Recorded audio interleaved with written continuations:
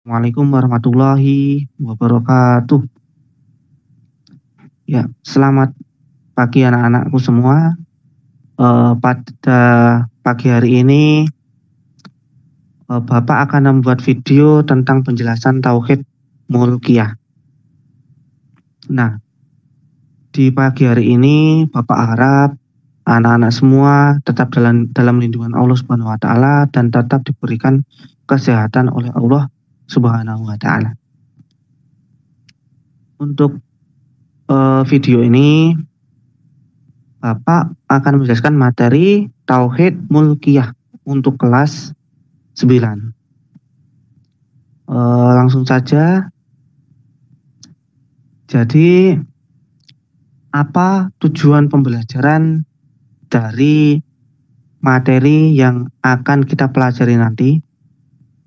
Jadi, setelah mengikuti proses pembelajaran dengan menggunakan metode ceramah dan storytelling, peserta didik nanti diharapkan dapat menjelaskan pengertian Tauhid Mulkiyah dengan benar. Terus yang kedua apa? Siswa atau siswi diharapkan dapat menunjukkan dalil tentang Tauhid Mulkiyah sesuai dengan buku ajar. Yang ketiga, siswa atau siswi dapat mampu menjelaskan pentingnya Tauhid Mulkiyah dengan baik. Yang keempat atau terakhir, diharapkan setelah mempelajari Tauhid Mulkiyah ini, peserta didik dapat memberikan contoh perilaku dengan baik. Lanjut. Nah, ada 5 subbab yang akan kita pelajari di Tauhid Mulkiyah ini. Yang pertama apa? Kita nanti akan menjelaskan tentang pengertian Tauhid Mulkiyah. Nah, yang kedua, kita akan belajar tentang dalil Tauhid Mulkiyah. Yang ketiga, kita nanti akan belajar tentang contoh-contoh pengamalan Tauhid Mulkiyah. Yang keempat, kita akan mempelajari juga tentang bukti-bukti Tauhid Mulkiyah. Dan yang terakhir, yaitu Allah Subhanahu wa taala sebagai pembuat hukum. Ya, lanjut. Kita memasuki materi yang pertama, yaitu tentang pengertian Tauhid Mulkiyah. Nah, apa toh sebenarnya pengertian dari Tauhid tersebut? Jadi, kita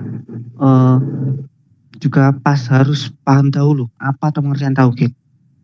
Ya toh, Tauhid itu berasal dari bahasa Arab, yaitu yang berakar dari kata wahada, yuwahidu, tauhid, dan apa artinya? Mengisahkan Allah Subhanahu wa taala. Nah, secara istilah sendiri, tauhid apa artinya? Mengisahkan Allah Subhanahu wa taala baik dalam zat maupun asma was sifat. Nah, kata mulkiyah sendiri berasal dari kata malik yang berarti raja. Nah, dan raja tersebut dan kata malik sendiri berarti memiliki. Kata malik juga berakal dari kata malaka. Dari kedua arti itu, jadi dapat diambil kesimpulan bahwa apa? Malik adalah raja yang memiliki ataupun menguasai seluruh apa yang menjadi kekuasaannya. Sebagai contoh, kalau ada seorang manajer atau pihak pemilik perusahaan, dia pasti berhak untuk memilih atau memilih karyawannya atau mengatur di perusahaannya, terus menata hal-hal yang berkaitan di perusahaan. Terus pemilik perusahaan juga bisa menjual ataupun bahkan dibiarkan, terserah dari pihak pemilik perusahaan. Karena pemilik perusahaan lah yang memiliki perusahaan tersebut. Nah, seperti itu.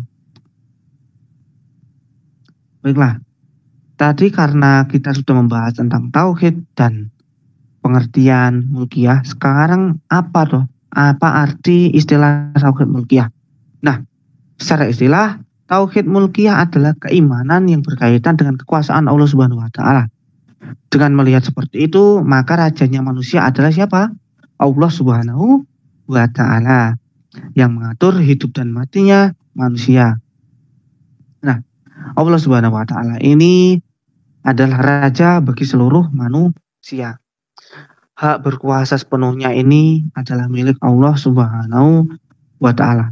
Sehingga hidup dan mati kita pun berada dalam kekuasaannya. Nah, maka dari itu pentingnya mempelajari tauhid mulkiyah ini supaya apa? Kita tidak terjebak dalam kemusyrikan. Jadi kita benar-benar bertauhid kepada Allah Subhanahu wa Ta'ala dan semoga kita terhindar dari kemusyrikan. Baiklah, memasuki materi yang kedua yaitu tentang dalil tauhid mulkiyah. Ada beberapa dalil di sini. Yang pertama ada di Quran surat An-Nas ayat 1 sampai 6. Bismillahirrahmanirrahim. Qul a'udzu birabbin nas, malikin nas, ilahin nas, min syarril waswasil khannas, alladzi yuwaswisu fi sudurin nas, minal jinnati wan nas.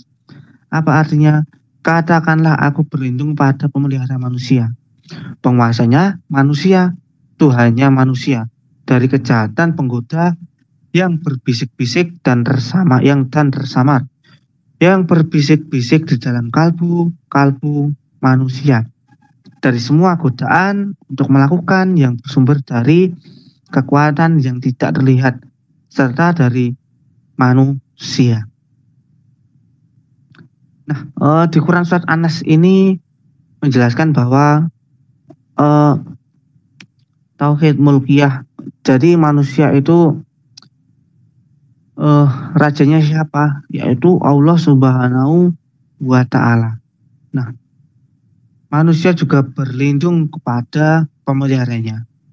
Pemeliharanya manusia siapa? Yaitu Allah Subhanahu wa Ta'ala. Baiklah, lanjut ke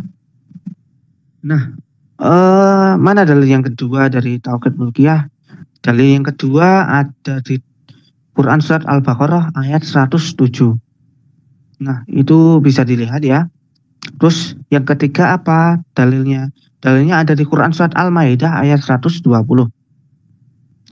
Nah, jadi apa tuh kesimpulan atau hubungan dari ketiga ayat tersebut? Ya, jadi hubungan dari ketiga ayat tersebut menjelaskan bahwa seluruh alam raya beserta isinya adalah milik Allah Subhanahu wa Ta'ala yang mempunyai kekuasaan, dan beliaulah Allah lah yang memelihara di dunia ini ataupun seluruh alam raya beserta isinya. Nah, lanjut. Nah, sekarang masuk di contoh-contoh pengamalan tauhid mulkiyah. Contoh-contoh pengamalan tauhid mulkiyah yang pertama apa? Syahadat. Syahadat adalah kunci untuk menyerahkan diri kepada Allah Subhanahu wa Ta'ala, karena itu maka harus patuh kepadanya. Syahadat secara bahasa apa? Syahadat secara bahasa adalah bersaksi. Secara istilah syahadat adalah bersaksi bahwa tidak ada ilah yang wajib dipatuhi kecuali Allah Subhanahu wa Ta'ala. Nah, umat muslim pasti tidaklah lupa mana bacaan syahadat. Bacaan syahadat apa? Yaitu asyhadu alla ilaha illallah wa asyhadu anna muhammadar rasulullah. Apa artinya? Aku bersaksi bahwa tidak ada Tuhan selain Allah, dan aku bersaksi juga bahwa Nabi Muhammad ialah utusan Allah. Baik, lanjut. Untuk contoh yang kedua yaitu apa? Yaitu tentang sholat. Sholat adalah suatu rangkaian pengabdian diri kepada Allah Subhanahu wa Ta'ala setelah bersyahadat. Nah,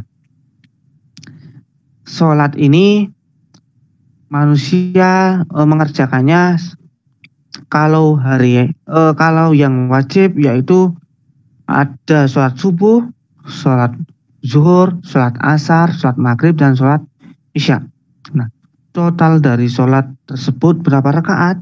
Ada 17 rakaat.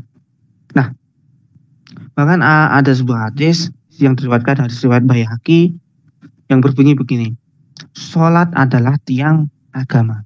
Maka barang siapa yang melaksanakan sholat, maka ia akan menegakkan agama Islam. Nah, dan barang siapa yang meninggalkan sholat, maka ia merobohkan agama Islam. Jadi apa? Sholat itu adalah tiang agama. Jadi murid-murid semua diusahakan sholat 5 waktu yang tertib, jangan bolong-bolong. Nah, contoh yang ketiga apa? Yaitu puasa. Puasa memiliki pengertian apa? Puasa itu memiliki arti menahan diri dari makan dan minum serta segala perbuatan yang bisa membatalkan puasa. Sejak dari kapan? Sejak terbitnya matahari hingga terbenamnya matahari. Nah, puasa yang kita ketahui ada berapa? Yaitu ada di 3. Yang pertama puasa wajib. Puasa wajib seperti apa? Puasa Ramadan yang dikerjakan pada bulan Ramadan. Nah, yang kedua yaitu puasa sunnah. Mana contohnya puasa sunnah? Puasa sunnah contohnya yaitu seperti puasa Senin, Kamis. Terus apa? Puasa Tasu'a dan puasa Asyura dan sebagainya. Terus puasa haram. Nah, apa yang dimaksud puasa haram ini? Puasa yang dilaksanakan pada hari-hari tertentu. Dan itu jelas tentu dilarang oleh agama Islam. Contohnya, kita melaksanakan puasa pada hari Raya Idul Fitri ataupun Hari Raya Idul Adha. Nah, itu jelas dilarang oleh Allah Subhanahu wa Ta'ala. Tidak diperkenankan puasa pada hari-hari yang tertentu. Baiklah. Contoh pengamalan tauhid mulkiyah yang keempat apa? Yaitu tentang zakat. Zakat adalah sebuah ibadah yang memberi manfaat bagi manusia, baik pemberi maupun yang diberi zakat. Nah, harta ini adalah sebagai bentuk kepatuhan manusia kepada Allah Subhanahu wa Ta'ala terhadap kekuasaannya. Jadi orang yang mengamalkan tauhid mulkiyah, jadi orang yang mengamalkan tauhid mulkiyah pasti akan melakukan zakat. Nah, yang kelima apa contoh pengamalannya? Yaitu naik haji. Nah, naik haji di sini dalam kutip tanda mampu. Jadi orang-orang yang sudah mampu, baik orang yang sudah mampu dalam hartanya ataupun dalam materinya dan lain sebagainya. Nah, biasanya haji dilaksanakan pada bulan Syawal sampai bulan Zulhijjah, 10 hari bulan Zulhijjah. Jadi total kita dalam melaksanakan haji itu ada berapa? 40 hari. Nah, ada beberapa kegiatan yang dilaksanakan di sana di dalam berhaji. Baiklah, yang selanjutnya apa? Materi yang selanjutnya yaitu tentang bukti-bukti tauhid mulkiyah. Banyak sekali bukti-bukti tentang tauhid mulkiyah. Nah, di sini Pak Guru cuma menjelaskan 3 hal saja. Yang pertama apa? Bukti tauhid mulkiyah yaitu pergantian siang dan malam. Adanya siang dan malam itu pasti gak lupa. Karena siapa? Karena adanya Allah Subhanahu wa Ta'ala. Terus yang kedua apa? Penciptaan makhluk hidup secara berpasangan. Nah, untuk penciptaan makhluk hidup secara berpasangan ini banyak sekali ayat-ayat yang menerangkan. Nah, kalau anak-anak semua melihat di surat ulum atau undangan itu pasti banyak yang mencantumkan ayat yang berkaitan tentang penciptaan makhluk hidup itu ada secara berpasang-pasangan. Itu seperti di Quran surat Ar-Rum ayat 21 dan yang lainnya. Ada juga yang lainnya.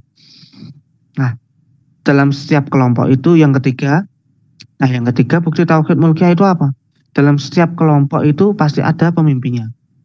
Jadi nggak mungkin kalau ada kelompok itu nggak ada pemimpinnya, nggak mungkin. Pasti ada.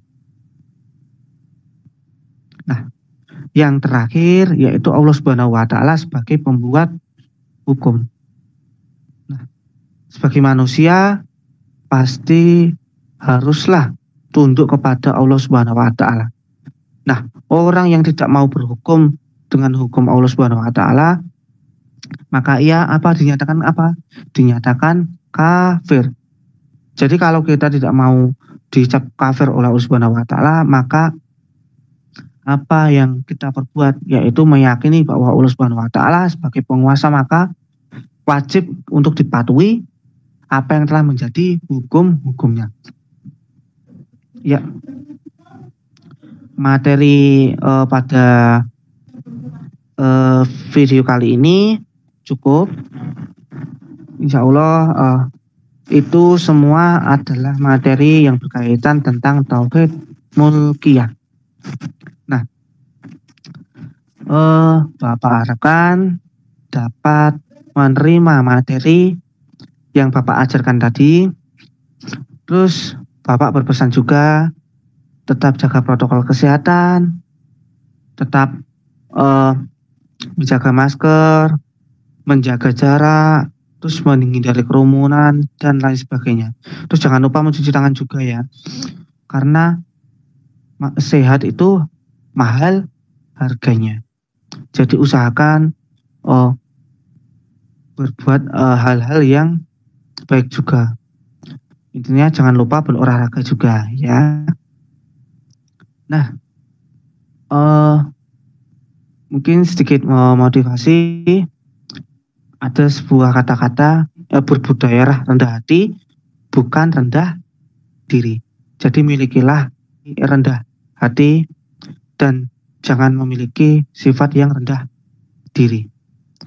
Itu mungkin itu saja yang dapat Bapak sampaikan di video kali ini.